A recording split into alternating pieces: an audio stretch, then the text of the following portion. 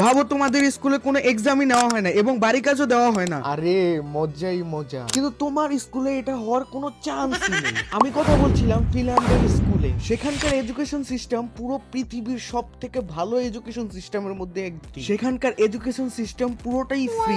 সেখানকার বাচ্চারা যখন 6 থেকে 7 বছর বয়স হয় তখন থেকে তাদেরকে স্কুলে ভর্তি করে নেওয়া হয়, কিন্তু ভর্তি হওয়ার পরপরই কোনো এক্সাম বা হোমওয়ার্ক দেওয়া হয় না, কারণ ফিনল্যান্ডের মানুষেরা মনে করে বাচ্চারা বাচ্চাদের মতোই থাকুক। সেখানে পড়াশোনার থেকে বেশি প্র্যাকটিক্যাল নলেজের দিকে বেশি গুরুত্ব দেওয়া হয়। আর আমাদের এখানে বাচ্চাদের ওজনের থেকে বেশি হয় বইয়ের ওজন। ফিনল্যান্ডের স্কুলের ক্লাস শুরু হয় সকাল 10টা থেকে 3টা পর্যন্ত শেষও হয়ে যায়। আর আমাদের এখানে পারে না তো ভোর 4টা থেকে স্কুল করা শুরু করে দেয়। সেখানকার স্কুলে খাবার দেওয়া হয় এবং ফ্রি, এবং মাঝে মধ্যে কিছু বাড়ি কাজ দেওয়া হয় যেটা না দেওয়ার মতো। আর পরীক্ষা বলতে তো কোনো কিছুই নেই। পরীক্ষা হয় শুধু 10 এবং 11 ক্লাস, তাও আবার একটি বা দুটি। আর আমাদের এখানে ক্লাসের থেকে বেশি এক্সাম